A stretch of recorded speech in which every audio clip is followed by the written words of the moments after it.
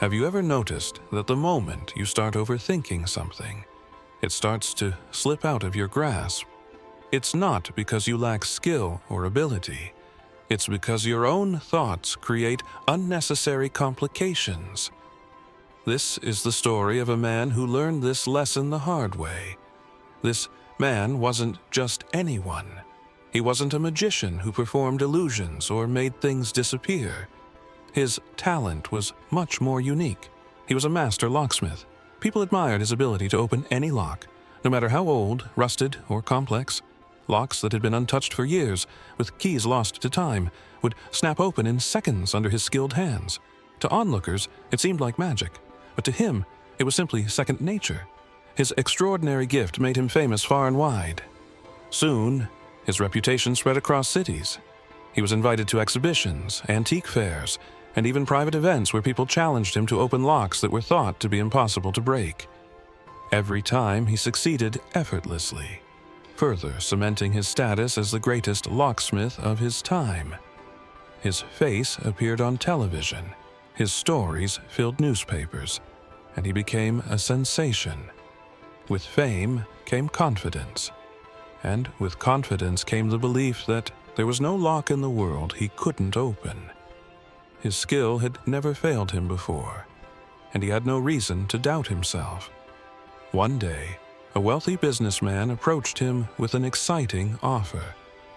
"There's an upcoming grand competition in the city," the businessman explained.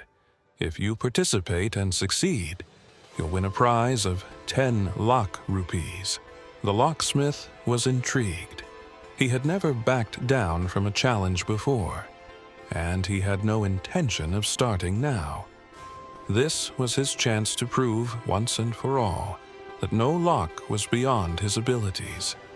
He agreed immediately. On the day of the competition, the atmosphere was electric.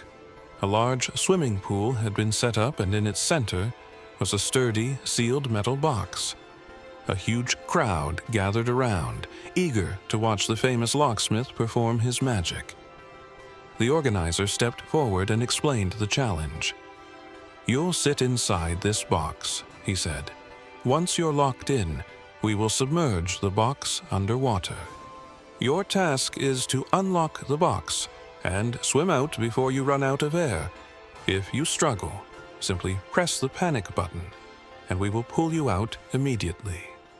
The locksmith chuckled. "That's all," he said confidently.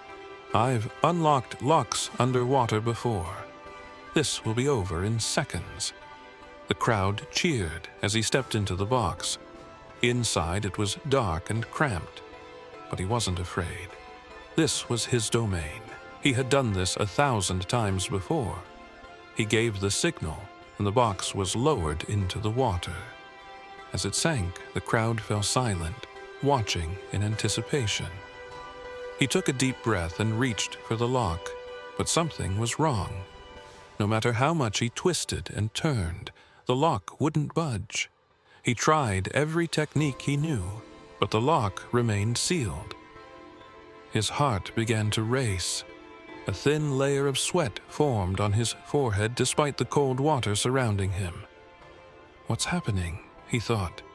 "Why isn't it working?" Seconds turned into minutes, and his confidence started to waver. Panic began to creep in.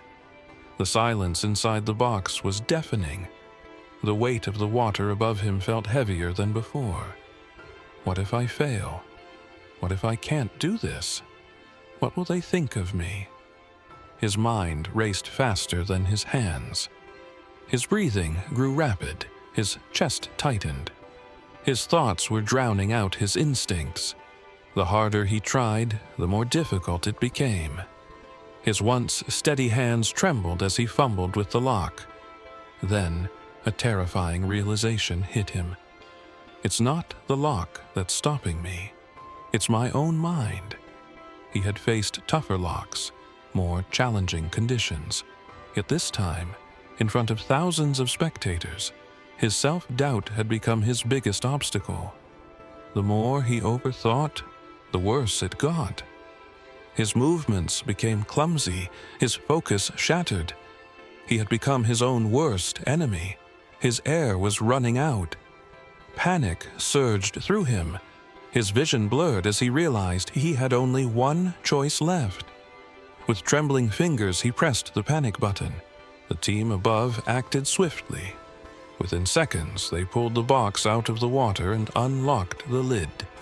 The locksmith gasped for air, his face pale with exhaustion and embarrassment. He heard murmurs from the crowd, their disappointment evident.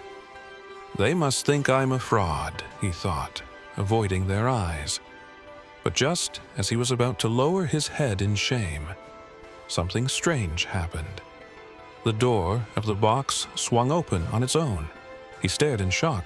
The lock was never real. It had been fake all along. The organizer approached him with a knowing smile. "It wasn't about the lock," he said. "It was about your mind. You allowed overthinking to create an obstacle where there was none." The locksmith was speechless. He looked at the crowd again, but this time he didn't feel shame. Instead, he felt gratitude. In that moment, he had learned the most valuable lesson of his life. Overthinking can turn the simplest tasks into impossible challenges. He took a deep breath and stepped forward. His voice, though shaken, carried wisdom. "Sometimes the biggest battles are not fought in the real world," he said. "They are fought within our own minds. We create walls that don't exist. We make problems bigger than they are. The lock you're struggling with in life may not even be locked. It's just your mind holding you back." The crowd listened in silence, absorbing his words. In life, whether it's chasing a dream, facing a challenge, or fixing a relationship, we let our doubts paralyze us.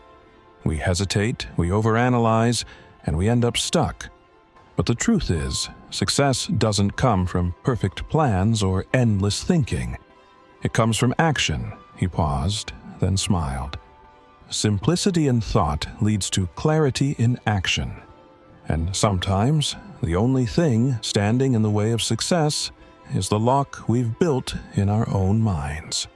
The crowd erupted in applause, not for a man who had failed, but for a man who had discovered a truth that resonated with everyone.